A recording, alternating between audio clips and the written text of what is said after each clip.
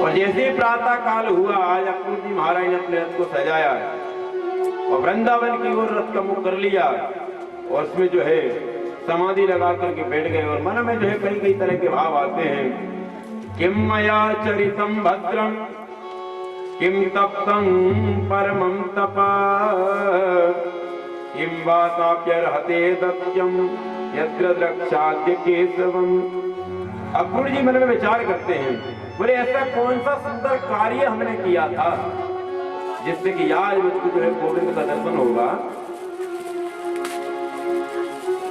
फिर मन में सोचते हैं, बोले जैसे भगवान के सम्मुख जाऊंगा, भगवान उसको काका जी कहेंगे या विदुर कहेंगे या भक्त कहेंगे। फिर मन में भाव आता है कहीं ऐसा ना हो कि कंस के द्वारा प्रेरित आया हुआ दूत समझ करके भगवान मेरा तिरस्कार कर दें। ऐसे से विचार आते हैं, समाधि लगा करके बैठ गए। परिणाम ये हुआ कि पहुंचना है जो है, कितना टाइम लगेगा यदि आपको मथुरा से वृंदावन जाना हो, लेकिन समाधि लग गई। घोड़े जो है चाल चलना भूल गए। हरी हरी घास दिखती है जो है घास खाने लगते हैं, जल दिखता है जल पीने लग जाते हैं। शाम के समय जैसे ये पहुंचे और इन्होंने आज जैसे ही देखा भगवान कृष्ण बलराम गायों को चरा करके लौट रहे थे, गौ मेली का समय था। अक्रूर जी महाराज दौड़ करके भगवान कृष्ण और बलराम के चरणों में गिर गए। कहा कि मैं आपको प्रणाम करता हूँ, लेकिन कृष्ण बलराम ने अक्रूर जी को उठा करके जो है अंत में भर लिया। कहा कि नहीं काका जी, हम आपके भतीजे हैं, आप हमारे पूजनीय हो, बोले प्रणाम आपको हम करेंगे। प्रणाम करके पूछा कि काका जी आपका कैसे आना हुआ? तो उन्होंने कहा देखो भाई, बोले हम आपसे छिपाएंगे कुछ नहीं, कंस ने हमको आपको लेने के लिए भेजा है, उसने धनुष यज्ञ का मेला रखा है। तो बोले आप लोग यदि उसमें आओगे, आप लोग जो है मेले की शोभा को देखने में लगे रहोगे, बोले वो आपको धोखे से मरवा देना चाहता है, उसका पूरा प्लान है। सारी प्लानिंग बताई। तुझे भगवान कृष्ण बलराम ने कहा कि हम जरूर चलेंगे, लेकिन ये बात तो मेरे ब्रजवासियों को, मैया यशोदा को विदित नहीं होनी चाहिए। ये बोले वो पहले ही रो रो के मर जाएंगे। उन्होंने कहा ठीक है, हम किसी को नहीं बोलेंगे। अक्रूर जी को साथ लेकर के भगवान कृष्ण बलराम भवन को जाते हैं। बाबानंद ने जो है बड़ा स्वागत किया, रात्रि में भोजन कराया। भगवान कृष्ण बलराम ने भी भोजन कर लिया। मैया यशोदा भोजन करने को बैठी हैं। और आज जो है बाबानंद ने पूछा, बोले महाराज आप आए, आपका स्वागत है, लेकिन आपके आने का हम कारण नहीं जान पाए। उन्होंने कहा कि महाराज मेरा आने का कारण यह है कि जो है महाराज कंस ने अपने यहाँ धनुष यज्ञ का मेला रखा है और आप लोगों को जो कर देने के लिए बुलाया है, और साथ ही कहा है कि अपने पुत्र नंद कृष्ण और बलराम को लेकर के भी आए, दोनों को बुलाया है। जैसे ये सुना तो आज मैया यशोदा के हाथ से जो गिलास छूट गया और हिलकियां लेकर के जो है बैठी बैठी रोने लगी। जैसे कृष्ण बलराम ने देखा कि मैया यशोदा जो विलाप कर रही हैं, भगवान कृष्ण बलराम पास में गए। तो मैया ने कहा, तो बोले किसी को मेरे प्राणों की आवश्यकता हो तो बोले हम साहस दे सकती हूँ, लेकिन कृष्ण और बलराम मेरी आंखों के तारे हैं, इनको बोले अपनी आंखों से मैं दूर नहीं कर सकती। भगवान कृष्ण बलराम रोने लग गए। बोले पहली बार किसी ने बुलाया है और बोले आप हमको जाने नहीं देते हैं। अक्रूर जी महाराज शयन कक्ष में चले गए। भगवान कृष्ण बलराम भी सो गए, लेकिन मैया यशोदा जो है आज पूरी रात खंबे से शरण लगाए जो है बैठी रही, पूरी रात रोती रही। मन में एक ही वो है कि प्रातः काल जो है कृष्ण और बलराम हमको छोड़ करके चले जाएंगे। इधर जो है सारे ब्रजमंडल में समाचार फैल गया कि कोई परदेसी आया हुआ है। जैसे ही प्रातः काल हुआ, अक्रूर ने रथ को सजाया और भगवान कृष्ण और बलराम जैसे द्वार पर आए, देखा कि सारे जो है द्वार को, सारे भवन को जो है ब्रज की गोपियों ने जो है चारों तरफ से घेर रखा है। और गोपियों ने जो है भगवान से कहा, पहले तो जो विधाता को दोष देती है, कहती है कि हमको ऐसा लगता है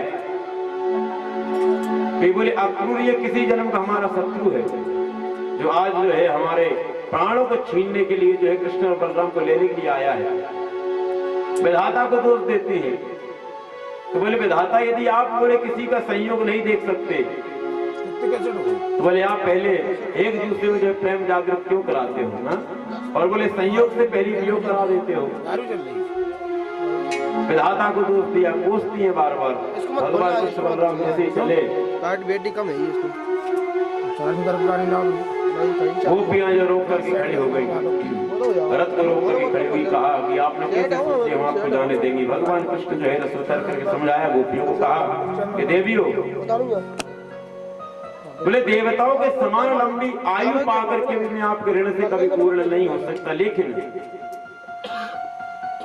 किशोर श्री राधा से कहा कि आपको जैसा कि ज्ञात है, यदि मुझको जो है अपनी आगे की लीला संपन्न करना है तो बोले मुझको यहाँ से मथुरा जाना होगा, इसलिए बोले आप मेरा सहयोग करें।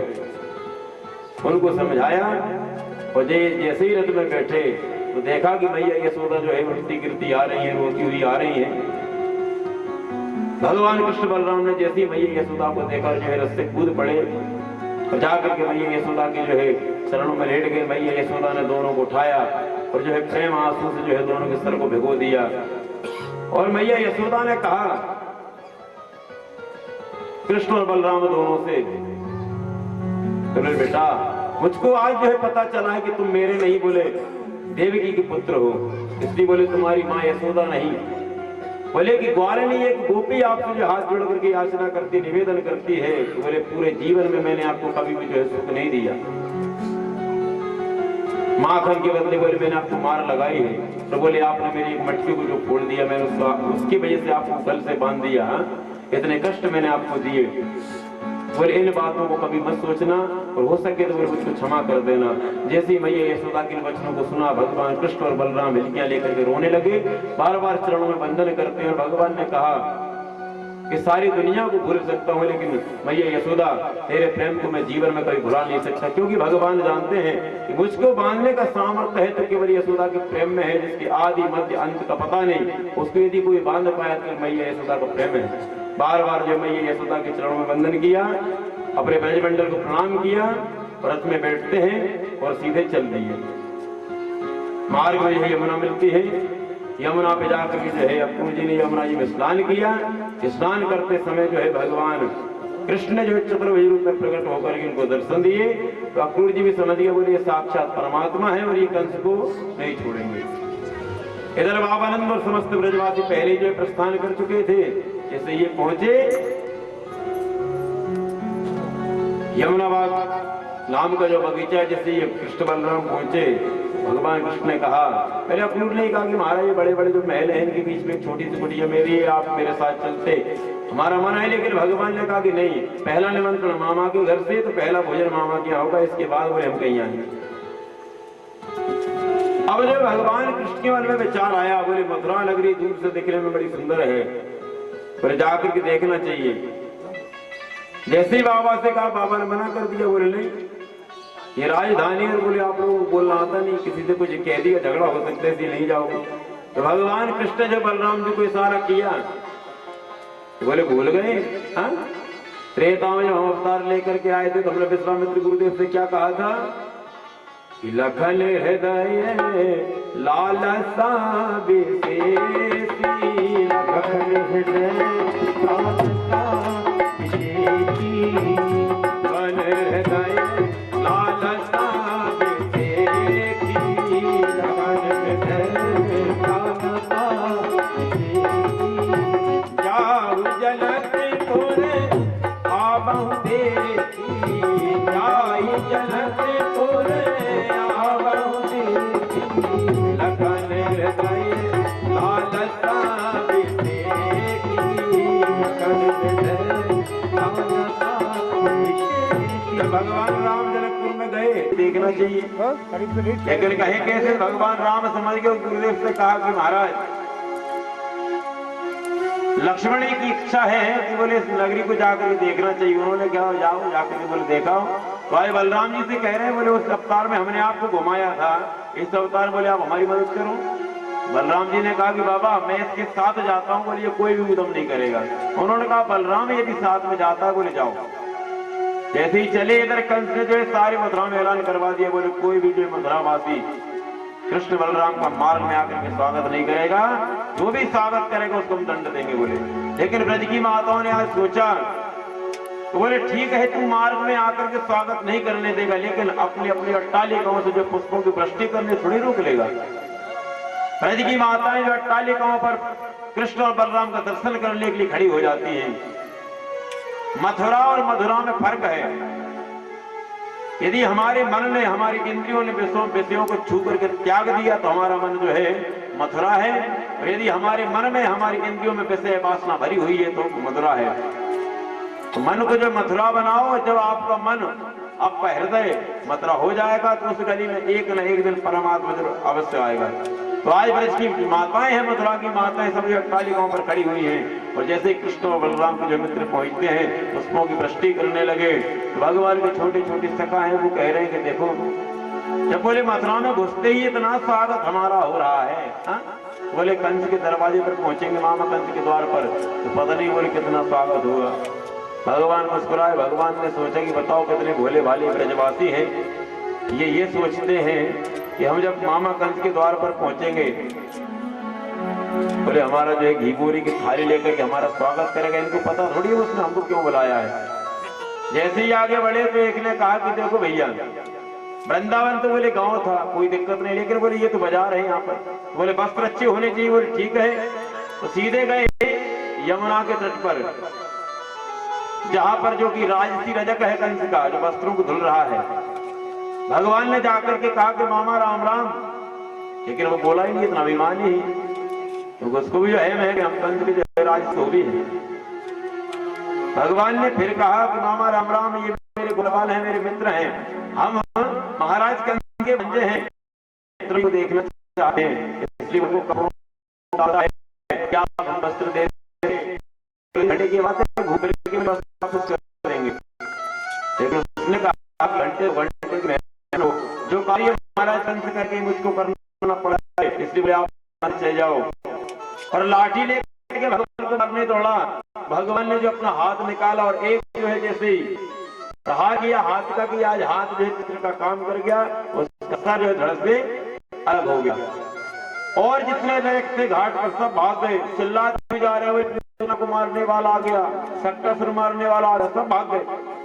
भगवान ने जो है उस पोटली को खोला और कहा ग्वाल वालों से, बोले जिसको जैसे वस्त्र चाहिए पहन लो। किसी ने लाल, किसी ने नीला, किसी ने बैगनी, इसको जैसा कलर लगा सबने पहने। और भगवान कृष्ण जो पीतांबर धारण किया और जैसे ही पहन के चले, अब वो तो जो है बड़े बड़े पुरस्कार में चार लोग आ जाए साहब, और जैसे तैसे उसको जो है गांठ लगा के पहन लिया। लेकिन अब ये कुर्ता ये है, लेकिन बाएं इतनी लंबी की जो रोड साफ होती जा रही। उन्होंने कहा कि महाराज ये कपड़े अलग ही लग रहे हैं, हम मांग करके पहन करके आए हैं। भगवान ने कहा फिटिंग का काम करवाते हैं। जो है कंस के दर्जी के पास गए, उसने जो कपड़ों को नाप का कर दिया।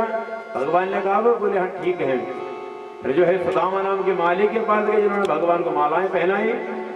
अब जो है भगवान को थी चंदन की आवश्यकता। तो ब्रजवासियों की कुछ पहचान होती है। ब्रजवासी की पहली पहचान, कितना भी बूढ़ा हो, कपड़े जो है चमकते ही पहनेगा। उसको जो है डार्क कलर जिसको हम बोलते हैं वो बड़ा पसंद है।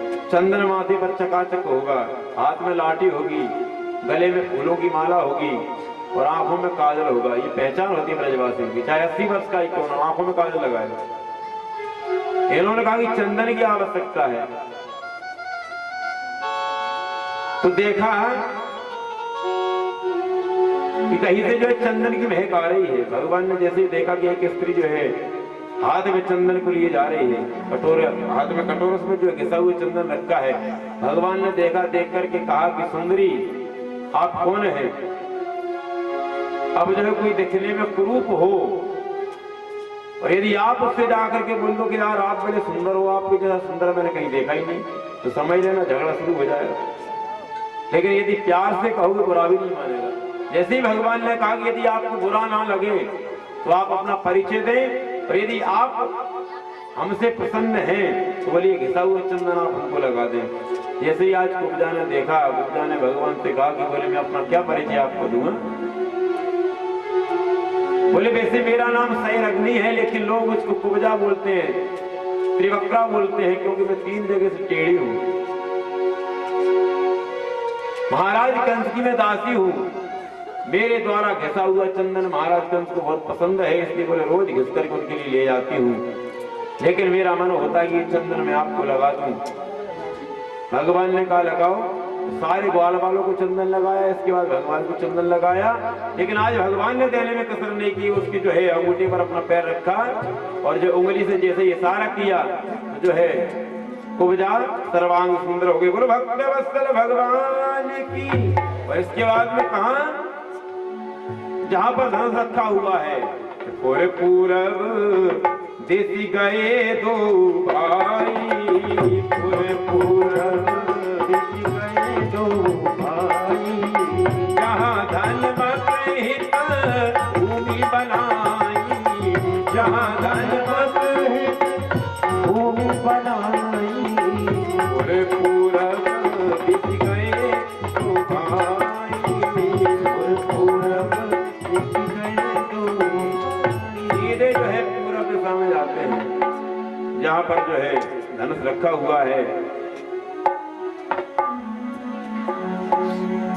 कई हजार सैनिक जो उसकी रखवाली में खड़े हुए हैं। जैसे ही भगवान ने प्रवेश किया, द्वारपाल रोक दिया, बोले अंदर कहां जाते हो? भगवान ने कहा कि देखो महाराज, हम जो है धनुष का केवल दर्शन करना चाहते हैं। उन्होंने कहा कि बोले कल जब इसको मेले में रखेंगे अखाड़े में, बोले तब दर्शन करना। उन्होंने कहा कि महाराज वहां बड़े बड़े मल्ल आएंगे, हम छोटे छोटे बोले बाल गोपाल हैं, हमको बोले वहां कौन जाने देगा?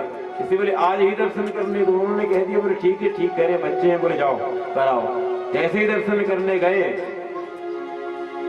तो लेत चढ़ावत खेचत गाड़े और काहू न लखा देख सब ठाड़े।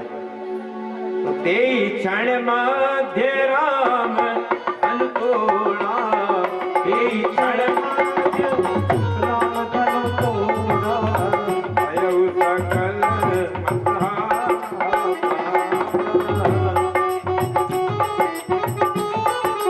जैसे भगवान राम ने उसको तोड़ा, धनुष यज्ञ हुए 2।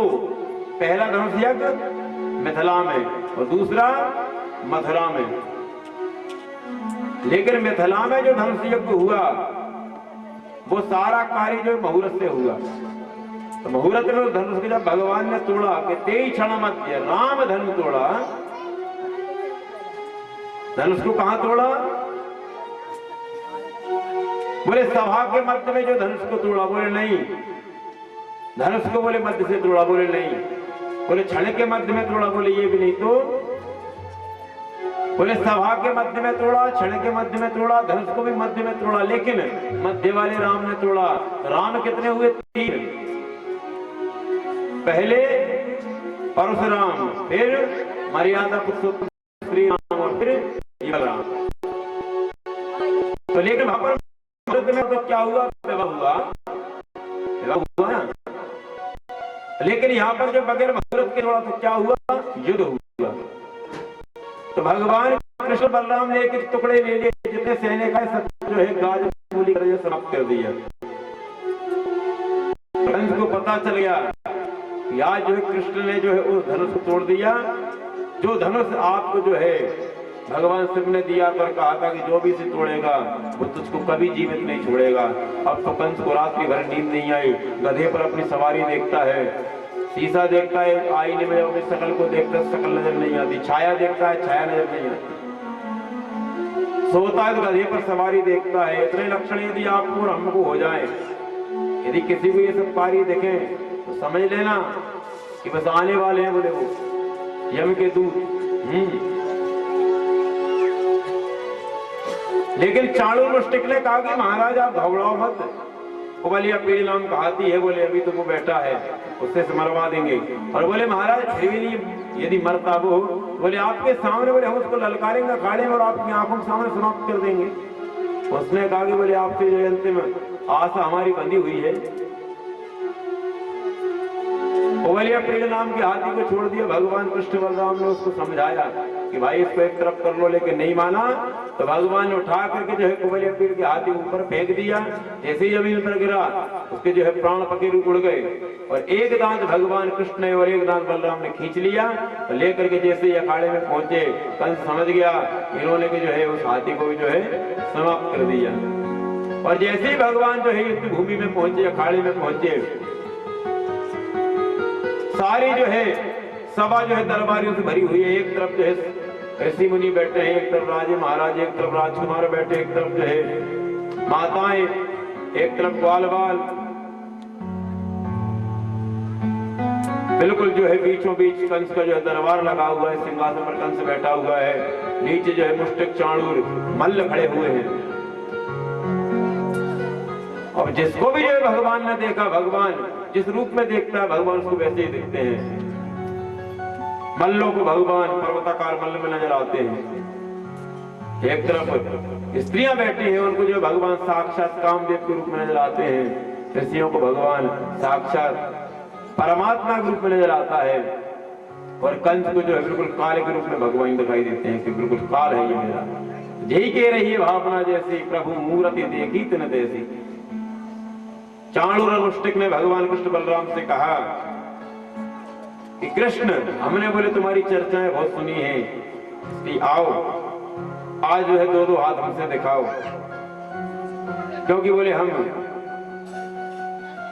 प्रजा जन है और प्रजा को ऐसा कार्य करना चाहिए जिससे कि जो है उनका राजा खुश हो, प्रसन्न हो। तो बोले हम मल्लयुद्ध के द्वारा अपने महाराज कंस को जो है प्रसन्न करते हैं, इसलिए आकर के हमसे दो दो हाथ करो। भगवान ने कहा कि मामा जी सारे कार्य बोले हम कर सकते हैं, लेकिन हमको लड़ना नहीं आता। और बोले लड़े भी किससे? आप बोले पर्वताकार मल्ल हो, हम छोटे छोटे बच्चे हैं। चाणूर ने कहा कि ना बालो ना किशोरस्तुम बलश्च बलिनांबरा लीले वो हतो ये ना सहस्त्र सत्वभृत। बोले तुम किशोर नहीं हो ना ही बालक हो। यदि तुम बालक और किशोर होते हमने कितने बड़े बड़े राक्षसों को भेजा चुन चुन करके, लेकिन तुमने खेल ही खेल में सबको समाप्त कर दिया। भगवान ने कहा बोले हमने किस राक्षस को भाई मार दिया? दैनु का सुर, शक्कासुर, अघासुर, पूतना, कितनों के बड़े नाम बताएं। भगवान ने कहा कि महाराज हमने बोले किसी को नहीं मारा, बोले पहले से ही मरे मराए गए थे, हमने तो धक्का देकर यमुना नदी में डाला है केवल, हमने किसी को नहीं मारा। लेकिन चाणूर जो है जबरदस्ती भगवान कृष्ण को पकड़ के जो है अखाड़े में ले आता है, मुष्टिक बलराम को। विचित्र युद्ध होता है और खेल ही खेल में भगवान ने इन दोनों को समाप्त कर दिया। और जितने मल्ला, जबकि चाणूर मुष्टिक में जो है 1-1 लाख सैनिक का बल था। एक व्यक्ति में इतना बल था कि 1 लाख सैनिक यदि युद्ध करें आकर के चाणूर या मुष्टिक से, तो जो है एक व्यक्ति हरा सकता था, सबको समाप्त कर सकता था, इतने बलशाली ये थे। लेकिन भगवान ने दोनों को समाप्त कर दिया। और जितने मल्ला किसी को जो है भूसा दे करके मार दिया, किसी को उठा करके पटक दिया। सब युद्ध जितने बड़े बड़े मल्ल थे सब मारे गए। अब रह गए छोटे मोटे चेतियों मल्ल, उन्होंने तो हथियार ही डाल दिए। उन्होंने कह दिया कि महाराज नौकरी के लिए काम करते हुए महाराज हमको आपसे कोई लड़ाई नहीं, कोई लेना देना नहीं। और भगवान ने जो है सीधी छलांग लगाई और कंस के सिंहासन पर जाकर के खड़े हो गए। जैसे ही कंस ने देखा, कंस चिल्लाया अरे चाणूर, अरे मुष्टिक। बोले कहाँ हो? भगवान ने कहा कि मामा जी सब बोले पहुंच गए, सब पर रिजर्वेशन कर दिया, केवल बोले बस आप रह गए हो और बोले आपको ही भेजे दे रहे। और कंस के जो है मुकुट को गिरा के भगवान ने जो है उसके बालों को पकड़ करके जैसे घसीटना प्रारंभ किया। कंस बड़ी जोर से चिल्लाया, कहा कि कृष्ण दर्द होता है, हमारे बालों को छोड़ो। भगवान ने कहा कि बस यही तो हम सुनना चाहते थे। याद है बोले तुमको जब मेरी माँ विवाह के बाद जब तुम छोड़ने जा रहे थे, जैसे ही आकाशवाणी को सुना, तुमने सबसे पहले मेरी माँ के केसों को पकड़ा था। अब तुमको आज पता तो चला कि बालों को खींचने पर दर्द होता है, क्योंकि खुद की लगी लगी सूझती है और औरों की लगी दिल लगी सूझती है। हमको लग जाए बड़ा गहरा घाव बताएं और औरों को लग जाए तो कुछ नहीं यार, जरा सा जो है पकड़ के जो बंदर की तरफ बैठ गए। इसको कोई चोट कहते हैं, हमको इतनी लग गई, लेकिन बोले हम फिर भी बैठे नहीं काम करते रहे।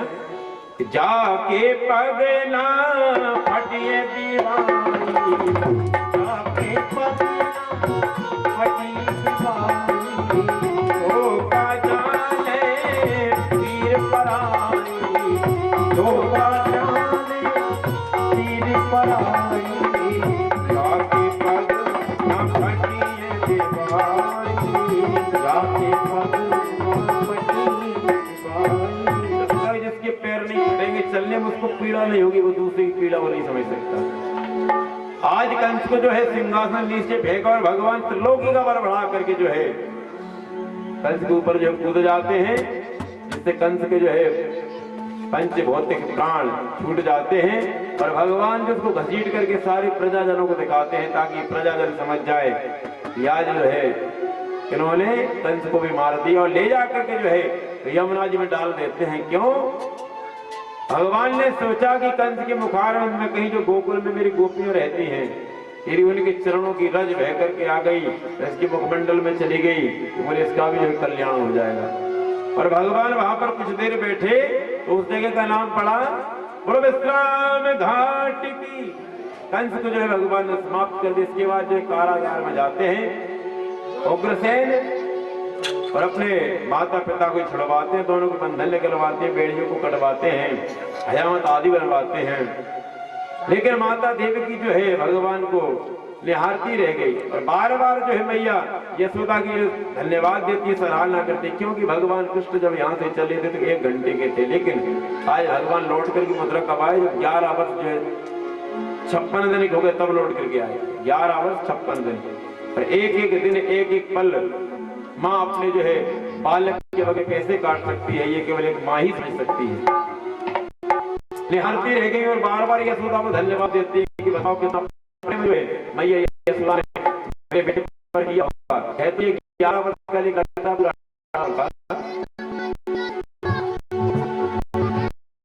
माँ बाप को प्रणाम करके कहा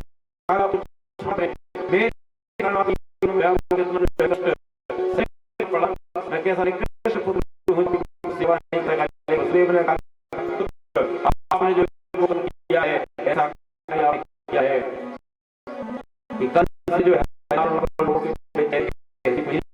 आज आपने कंस को मार करके जो है वो हंस को वापस लाने कर दी, इसलिए आप ये करिए, आपने मेरी सेवा से मेरे कुछ कर्म किया है, मैं आपको प्रसन्न हूं। तो बाल वालों के पास भगवान जैसी का उन्होंने कहा तो कृष्ण बलराम से कहा चलो को भगवान कृष्ण ने कहा, बोले बाबा आपको याद हो तो मैं आपको बताऊं कि मैंने इतने बड़े राक्षस को मारा है। तो बोले इसके अनुयायी बहुत हैं, यदि मैं यहाँ रहूंगा तो बोले हमारे पास किला भी है, सैनिक भी, हथियार भी, हम बोले हम मुकाबला कर सकते, लेकिन यदि वृंदावन चला गया तो बोले आप मेरी रखवाली नहीं कर पाओगे, इसलिए आप लोग चलो, समय आने पर बोले मैं अवश्य आ जाऊंगा।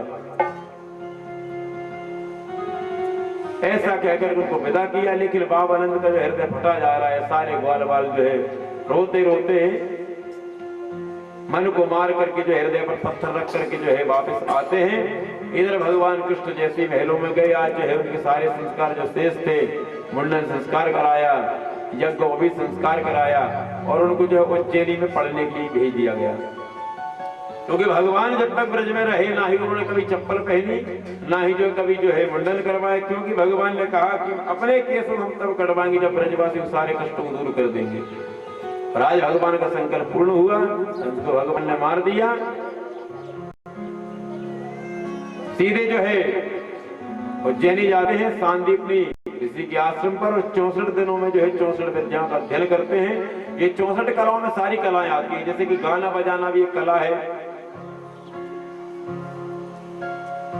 और जो है धनुष विद्या है, तलवार चलाना, बल्लम चलाना, यहाँ तक कि भोजन बनाना, ये भी एक कला है। 64 कलाओं को जो है 64 दिनों में सीख करके जो है वापस आते हैं। गुरु दक्षिणा में जो है गुरु का पुत्र जो है समुद्र में डूब गया था उनको वापस देते हैं। पंचजन नाम के राक्षस को मार के जो है पंचजन्य नामक संक लेकर के आते हैं और सुदामा से वहां पर मित्रता होती है। तो सुदामा से भगवान ने कहा था कि जब भी आपको समय लगे आप जो है मेरे यहाँ घूमने जरूर आना। भगवान वापिस जो है अपने जो है घर में आ जाते हैं। लेकिन भगवान जब से आए हैं तो ना ही किसी से बोलते हैं और ना ही भगवान हंसते हैं। उदास जो है अपने कमरे में केवल बैठे रहते हैं और बैठे बैठे जो है अपने ब्रज का दर्शन करते हैं, चिंतन करते हैं।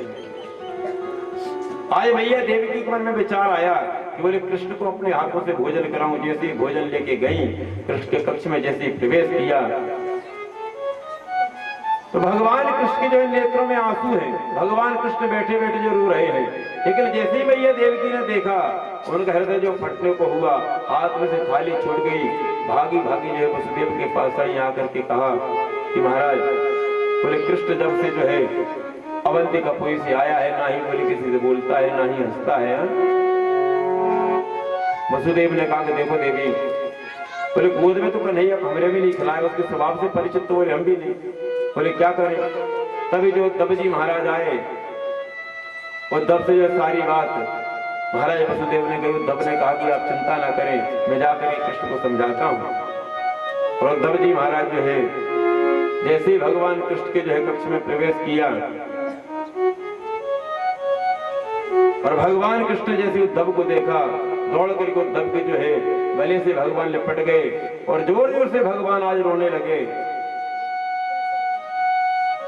उद्धव ने कहा कि महाराज आप एक बात मुझको बताओ, बोले आपको इस मथुरापुरी में किस चीज की कमी है? आपको ठीक से भोजन नहीं मिलता या आपको बिस्तर नहीं मिलता, आखिर कमी कहाँ है? क्योंकि सारे जो है मथुरा नगरी में एक ही चर्चा चली हुई कि कृष्ण ना ही किसी से बात करता, ना ही कृष्ण हंसता है, ना ही किसी से बोलता है। उन्होंने कहा भगवान ने उद्धव, बोले मैं एक बार नहीं 1000 बार जो है प्रयास करके देख लिया कि मैं ब्रज क्षेत्र को जितना बुलाना चाहता हूं उतनी ही जो मुझको अधिक याद ब्रज की आती है।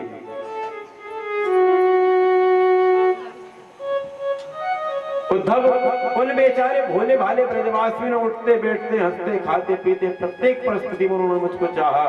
और बोले उद्धव मैंने उनको ऐसा धोखा दिया, उनसे मैं झूठ बोल करके आ गया। किशोरी श्री राधा समस्त गोपियों के लिए सर्वस्व मैं हूँ। तो उन्होंने मुझसे पूछा तो मैंने केवल एक बात उनसे कही कि बोले परसों आ जाऊंगा, लेकिन आज मुझको यहाँ बरसों बीत गए। उद्धव बोले जब मैं अपनी बांसुरी का वादन करता था, बांसुरी जब मैं बजाता था तो सारी ब्रज की गोपियां, यहां तक कि गऊ, जितने पंछी हैं सब जो है टकटकी लगा करके मुझको देखा करते थे। जैसे मैं बांसुरी बजाना बंद करता था तो गौ माताएं मेरी ओर जो तिरछी दृष्टि से देखती थी। शायद ये कहना चाहती हो कि कृष्ण बांसुरी को बंद क्यों कर दिया, बांसुरी कभी और बजाओ ना। उन बेचारे भोले भाले ब्रजवासियों ने जो है उठते बैठते प्रत्येक परिस्थिति मुझको चाहा और मैंने उनको ऐसा धोखा दिया है कि बोले ये मेरा अपराध क्षमा के योग्य है। और वो उद्धव आप तो ज्ञानी हो, मैं आपसे एक बात पूछना चाहता हूँ। बोले उन ब्रजवासियों की याद मुझको आती है, बोले उन ब्रजवासियों को मेरी याद भी आती होगी। इसलिए बोले उद्धव मैं आपसे निवेदन करना चाहता हूँ कि आप एक बार जो है मेरे ब्रज क्षेत्र में जाएं, मेरा समाचार जो है और मेरे भोले भाले ग्वाल और गोपियों को देख करके आए। उद्धव ने कहा कि वाह, बोले याद आती है आपको ब्रज की और संदेशा लेकर के जाऊं? बोले मैं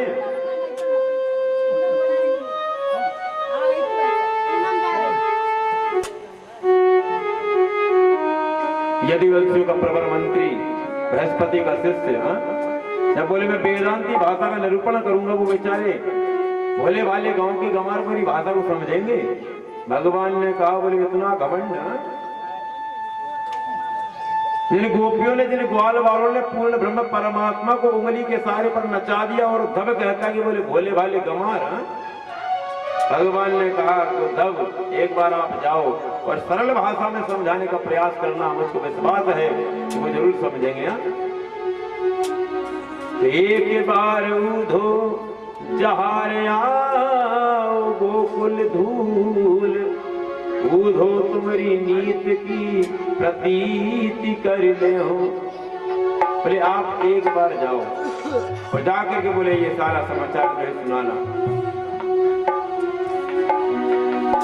उद्धव ने कहा कि जाता तो हूं लेकिन जो है 1 घंटे से ज्यादा नहीं रुकूंगा। भगवान ने कहा कि उद्धव एक बार आप जाकर के तो देखो, 1 घंटे रुकोगे या 1 वर्ष रुकोगे, ये तो जो है समय ही बताएगा। उद्धव चले तो भगवान ने जो पत्र लिखा और उद्धव के कंधे पर जो काली कमरी डाल दी। उद्धव ने कहा कि ये क्यों डाली? भगवान ने कहा उद्धव क्योंकि ब्रजवासी मेरे सिवा जो किसी को चाहते नहीं, इसलिए बोले मेरी कोई ना कोई निशानी, कोई ना कोई पहचान होना आवश्यक है। उद्धव चला गर्भ में आई, वृंदावन में पहुंचे जाई।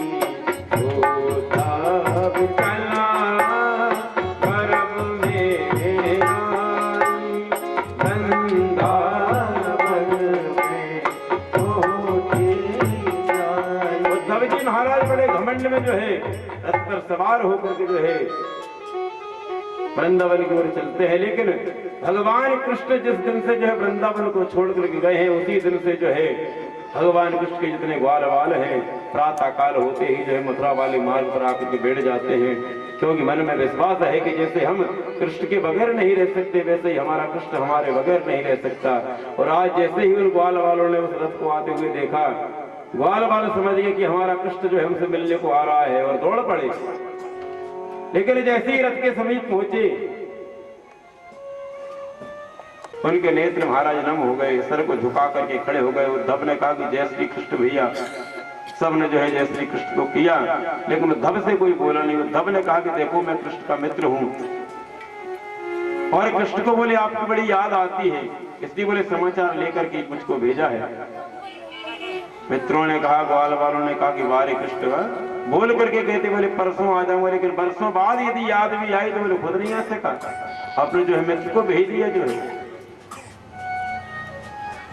उद्धव जी महाराज ने ऐसा प्रेम, ऐसा आकर्षण कहीं नहीं देखा था। यहाँ पर उद्धव की जो है ज्ञान की पहली सीढ़ी खिसक गई, और जहाँ पर उद्धव की जो है ज्ञान की जो पोटली गिरी, वहां पर वृंदावन में एक मोहल्ला है, यदि आप गए हो तो उसको बोलते हैं ज्ञान ढूंढली।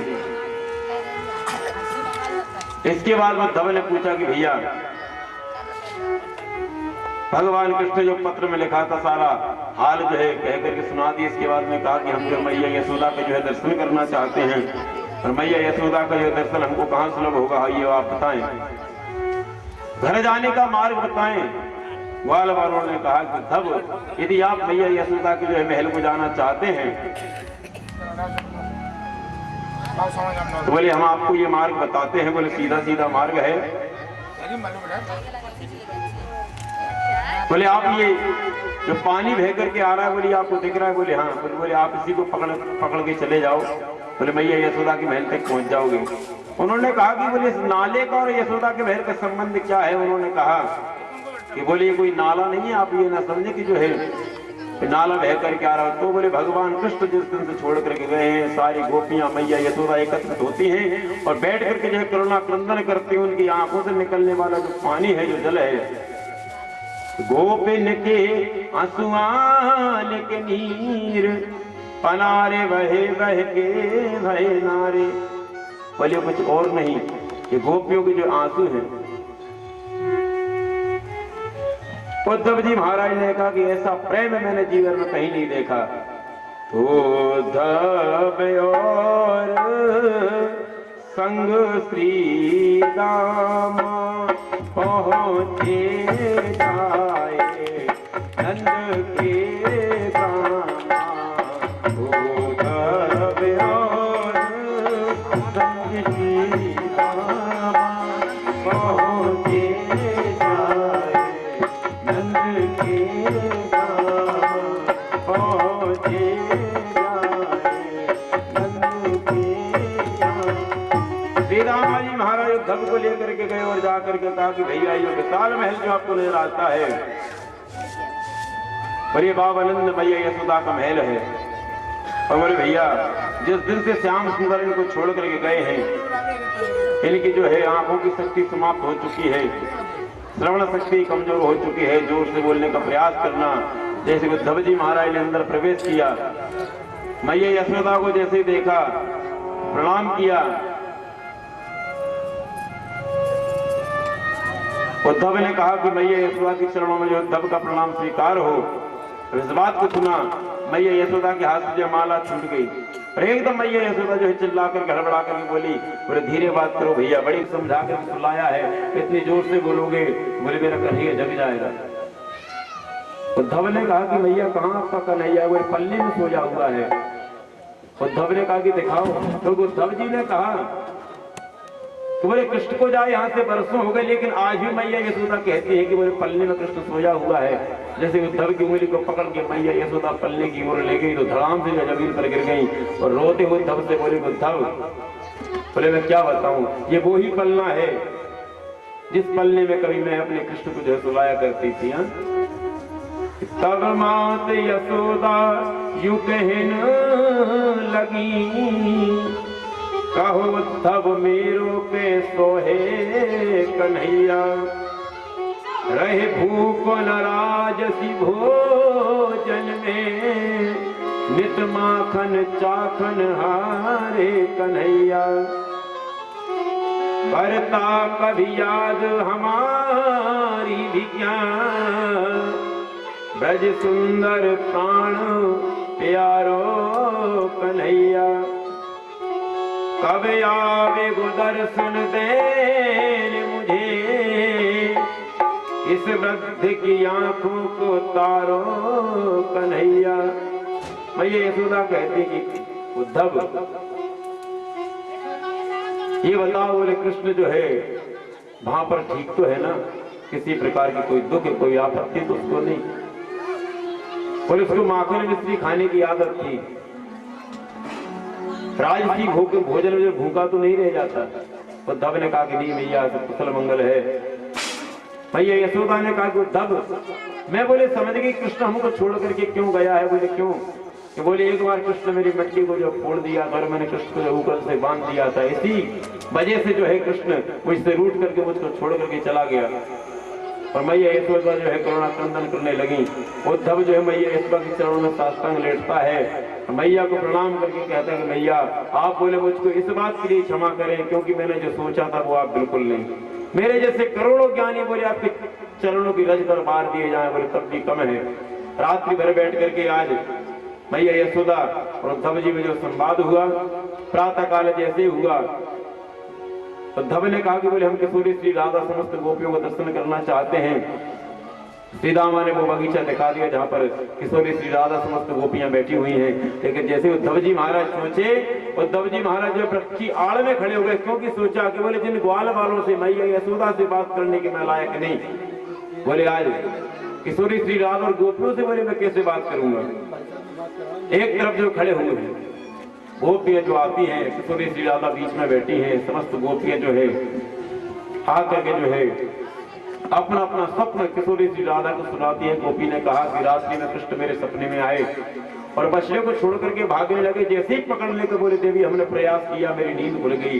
एक गोपी ने कहा कि रात्रि में मेरे सपने में आए, बोले मेरी मटकी से माखन चुरा करके भागने लगे, यहाँ तक कि बोले मैंने हाथ पकड़ लिया था, लेकिन जैसे ही और जोर से पकड़ना चाहा बोली हमारी आंख खुल गई। सबने अपना अपना स्वप्न सुनाया। इसके बाद में किशोरी श्री राधा से कहा कि देवी सपना तो बोले आपने भी देखा होगा, लेकिन किशोरी श्री राधा ने कहा कि बोले जिन जिन गोपियों को जो है स्वप्न में कृष्ण का दर्शन होता है उनको बोले मैं प्रणाम करती हूँ, लेकिन मेरी स्थिति बोले कुछ ऐसी हो गई है, स्वप्ने पश्यन्ति आकांतम धन्यास्ता सखियोसिता, अस्माकं तु गते कांते गता निंद्रा विवैरणी। बोले जिस दिन से मेरे श्याम सुंदर मेरे प्राण वल्लभ प्रीतम मुझको छोड़ करके गए हैं देवी, उसी दिन से बोले मेरी आंखों की निद्रा भी जो उन्हीं के साथ चली गई है। उद्धव जी ने कहा कि हे भगवान कृष्ण को जाए यहाँ से बरसों हो गए, लेकिन उसी दिन से बोले अभी तक सोई नहीं। एक गोपी ने कहा कि देवी इसलिए बोले मैं कहती हूँ ये काले सब कपटी होते हैं और काले से जो प्रेम नहीं करना चाहिए। जिस किसी ने भी जो काले से दिल को लगाया है आगे उसको रोना पड़ा है, तभी वहां पर एक जो भोरा आ जाता है। भोरे ने आकर के कहा कि हमारे कृष्ण से जो कोई कारण नहीं कहेगा। उन्होंने कहा कि क्यों, काले कपटी होते हैं। और यदि कृष्ण कपटी नहीं, बोले देखो क्या बिगाड़ा था, बोले बाली ने छुपके से बाण मार दिया। बलि बेचारे ने श्रद्धा से दान दिया तो बोले जो है उसको भी छल लिया। जिस किसी ने भी जो प्रेम किया है आके उसको जो है रोना पड़ा है। मोरत भाई ने प्रेम किया तो जो है अपने पुत्र को जो है आरे से जो है काटना पड़ा। शिवी ने प्रेम किया तो अपने शरीर के जो टुकड़े करके तराजू पर जो है एक करके जो है रखना पड़ा। इन सब बातों को सुनकर के जो है उद्धव जी बाहर आए और उद्धव ने जो है कहा कि समस्त गोपियों के चरणों में जो है हम प्रणाम करते हैं। बोले जैसे कि आप प्रियतम मान करके जो है भगवान कृष्ण को चाहती, उसी प्रकार यदि आप अपने मन को ब्रह्म में लगा दें, बोले आपका जीवन सफल हो जाएगा। क्योंकि मैंने अपने गुरुदेव से यही सीखा है कि एक बार जो है जीव का मन, जीव की वृत्ति निर्गुणी बन जाए तो उसका भटका खत्म हो जाता है। इसलिए बोले देवियों मन को जो है ब्रह्ममय बनाओ, ब्रह्म में जो है मन को लगाओ। यही जो है जीवन का सार है, यही संसार का सार है। जैसे सुना तो गोपियों ने उद्धव से कहा, उद्धव आप बिल्कुल ठीक कहते हैं कि मन को जो है हम निराकार में लगाएं, ब्रह्म में जो है मन को लगाएं। लेकिन उद्धव जब हमारे पास मन ही नहीं तो जो है मन कहां से लगाएं? बोले मतलब, बोले मन एक होता है और वो मन हमारा श्याम सुंदर के साथ चला गया, मन है नहीं तो लगाए कहां से? ऊधो मन ना भय 10-20। और उन्होंने कहा कि उद्धव आपने कहा कि ब्रह्म के हाथ नहीं होता, ब्रह्म के पैर नहीं होता।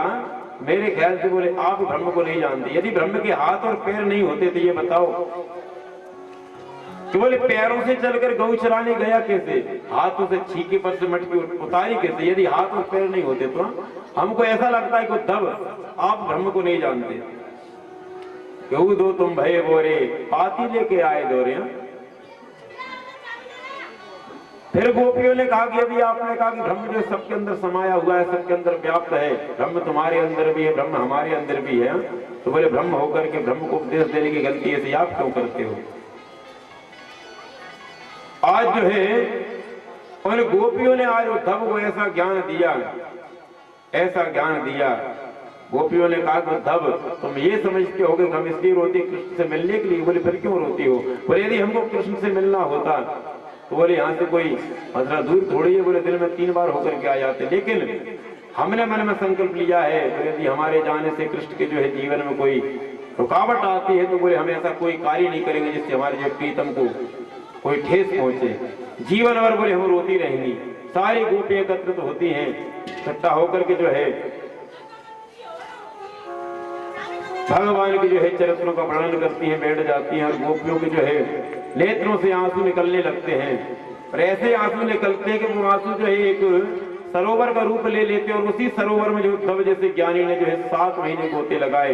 7 महीने के बाद जब होश आया तो अपने आप को जो गोपियों के चरणों में पाया और उठ करके कहा कि वंदे नंद व्रजास्त्रीणाम पादरेणुमवीक्षणस यासाम हरिकथोत्तीतम पुनाति भुवनत्रयम्। उन्होंने कहा कि मैं आप गोपियों के चरणों में जो है प्रणाम करता हूँ। हालांकि बोले मैं आपके चरणों को प्रणाम करने की योग्य तो नहीं, इसलिए बोले आपके चरणों की जो रज है उसको केवल मैं प्रणाम करता हूँ। सारे ब्रजमंडल को मैं प्रणाम करता हूँ, गोपियों को मैं प्रणाम करता हूँ, क्योंकि गोपियों के मुख से निकलने वाली कृष्ण कथा जो है त्रिलोकी को पवित्र करती है।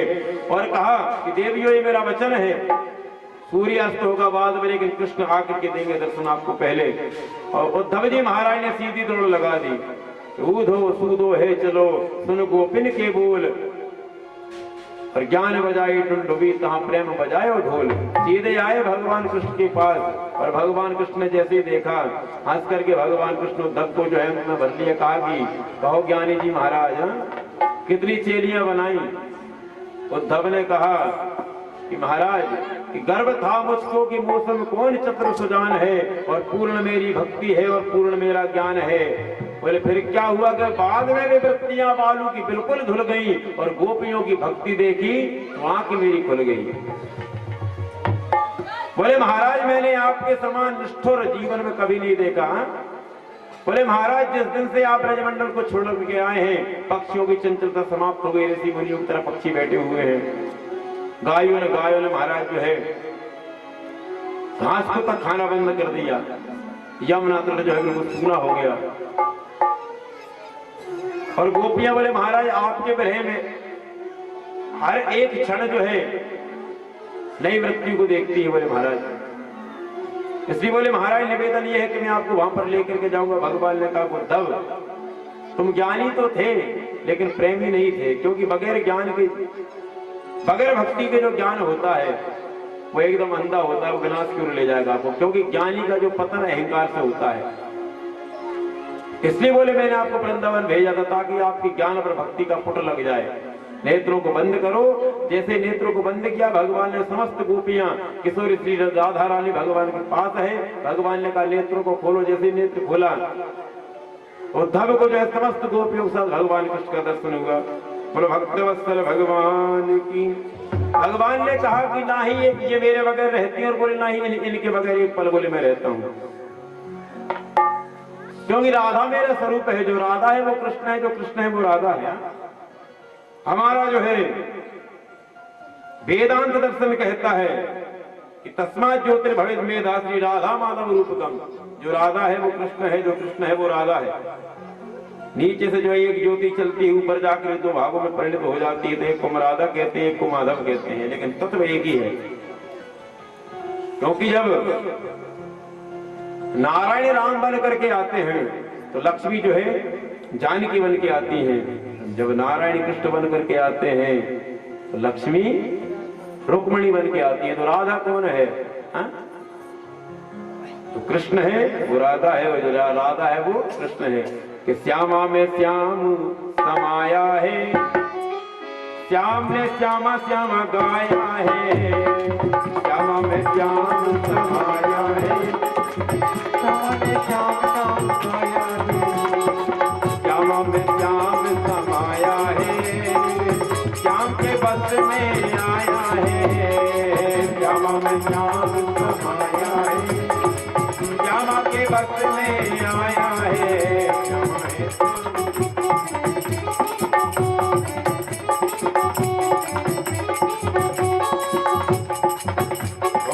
श्यामा ने श्यामा श्यामा गाया है, श्यामा ने प्रेम सिखाया है।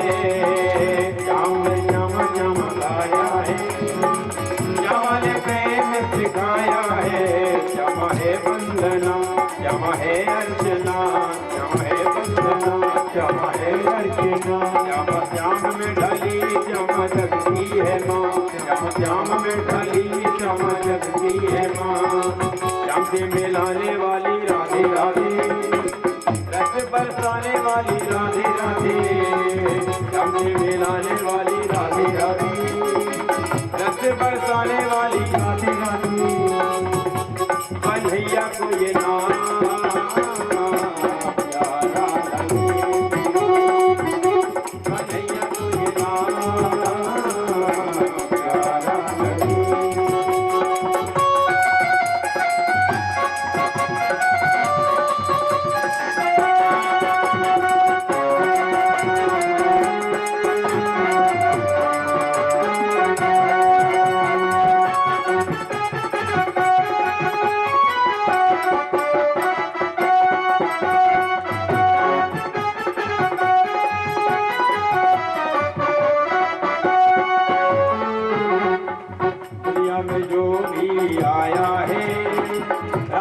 जीवन पाया है दुनिया में जो भी आया है, राधा से जीवन पाया है। जिसने ये नाम बिसराया है, श्याम को उसने न पाया है। जिसने ये नाम बिसराया है, श्याम को उसने न पाया है। श्यामा है कालिका, श्यामा है चंडिका, श्यामा है कालिका, श्यामा है चंडिका, श्यामा है राधिका, श्यामा है कालिका, श्यामा है राधिका, श्यामा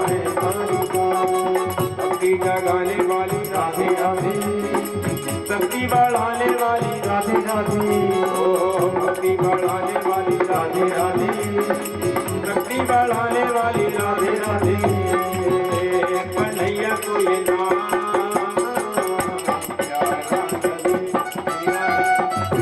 कन्हैया को ये नाम प्यारा लगे, कन्हैया को ये नाम प्यारा लगे। कृष्ण कन्हैया लाल की, राधा रमण भगवान। तो जो है उद्धव को जो है आज यहाँ पर ज्ञान हुआ। ज्ञान, भक्ति और वैराग्य तीनों को होना जरूरी है। यदि एक है और एक नहीं तो तीनों व्यर्थ हैं। जैसे कि आपको ज्ञान है और आपके पास भक्ति नहीं तो आपका वो ज्ञान अंधा है, क्योंकि वो आपसे जो कुकर्म कराएगा, अच्छा आप कोई कर्म नहीं कर सकते। यदि आपके पास ज्ञान है, भक्ति और वैराग्य नहीं, तो ये दोनों लंगड़े हैं, क्योंकि बगैर वैराग्य के आप कुछ नहीं कर सकते हैं। क्योंकि हित अनहित पशु पक्षी जाना और मानस पर कुछ ज्ञान निधाना, भला बुरा हम भी जानते, लेकिन हमारे पास वैराग्य नहीं, इसलिए हम पड़े हुए हैं संसार में। और जिस दिन वैराग्य आ जाएगा हम जंगल में चले जाएंगे। तो तीनों की आवश्यकता है। इसलिए जो भगवान कृष्ण उद्धव को जो है भक्ति दिलवाई गोपियों के द्वारा। इधर कंस की दो पत्नियां हैं, अस्थि और प्राप्ति, ये दोनों चली जाती है जो जरासंध क्या, जरासंध का पिता है, और जाकर के समाचार देती हैं कि जो है कृष्ण ने हमारे पति को मार दिया और हमारे जो है सुहाग को उजाड़ दिया। जरासंध को क्रोध आता। जरासंध कौन है? जरा का मतलब होता है बीमारी, बुखार, और सिंधु का मतलब जो बीमारी में जकड़ा हुआ। यह जरा सिंधु, जरा सिंधु बोलते हैं बुढ़ापे को। और ये बुढ़ापा जो होता है अपने आप में बहुत बड़ा रोग होता है। हा?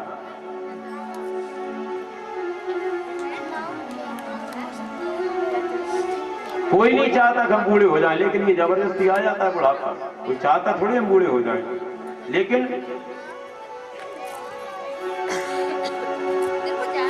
जब ही से जन्म होत तब ही से आयु घटे, माता मेरी यूं कहे कि मेरो बड़ो होते जात है।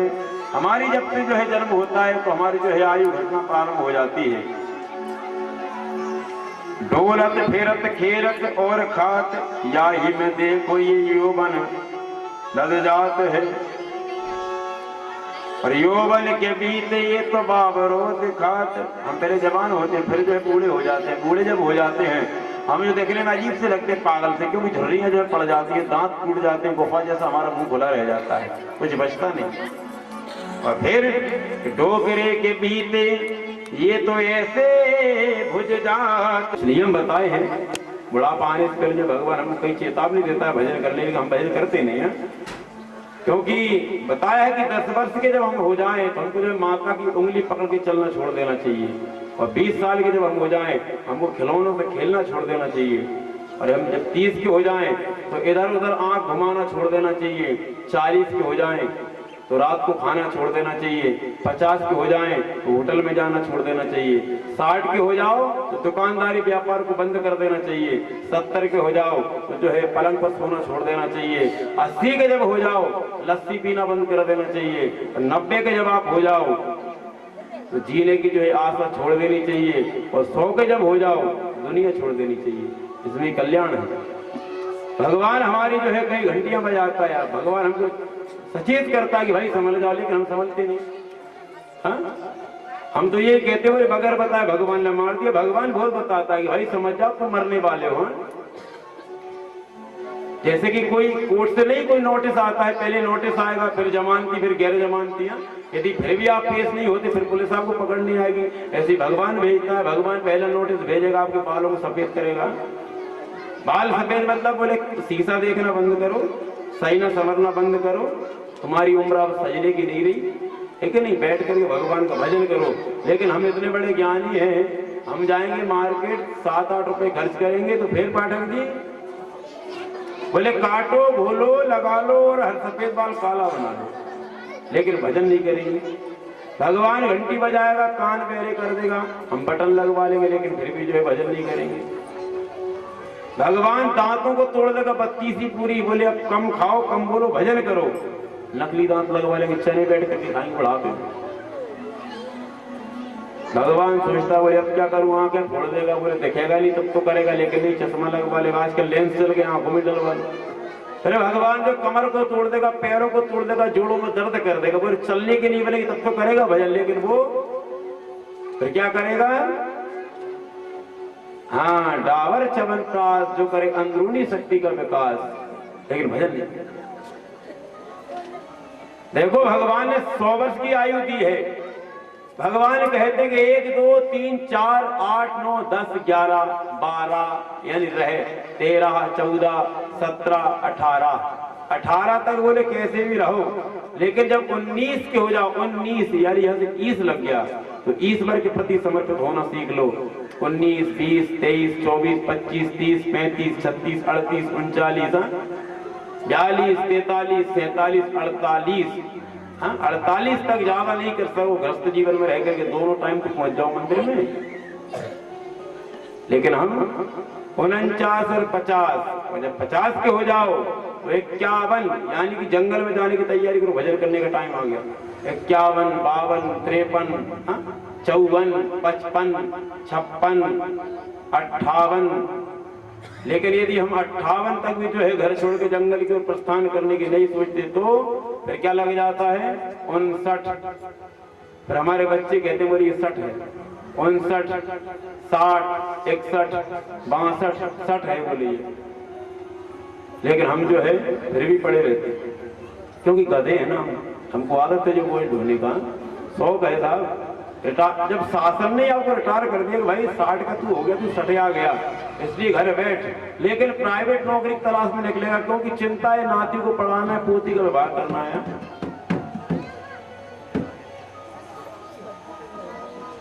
69 59 60 65 67 68। लेकिन फिर भगवान कहता है 69, बोले 69 में आ गए तो तरने की व्यवस्था करो। 69 70 71 72 73 74 75 77 78। लेकिन नहीं, 79 80 हो गए तब भी लस्सी दिख रही है उनको, हो पीने को, मुंह में दांत नहीं, पेट में आंत नहीं, फिर भी जो जीभ को घुमा रहे, लेकिन फिर भी नहीं। अब साहब 90 पे आ गए। 90 का मतलब समझते हो? 90 अब बोले पे आएंगे 90 91 93 96 98 99। अब पड़े 4 पाई पे, इंद्रियां शिथिल हो गई, शरीर में शक्ति नहीं बिल्कुल। पड़े पड़े उसी पर मलमूत्र का त्यागन जो कर रहे, शरीर से बदबू आ रही है, कीड़े पड़ गए। अब पड़े और कह रहे कि भगवान बस एक बार बोले ताकत दे दे, अब बोले तेरा भजन करूंगा। भगवान कहते हैं अब तेरी समझ में आई?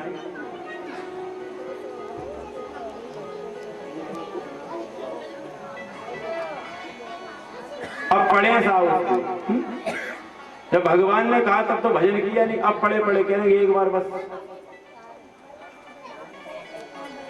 क्योंकि जीवन खत्म हुआ तो जीने का ढंग आया। जीवन खत्म हुआ तो जीने का ढंग आया। जीवन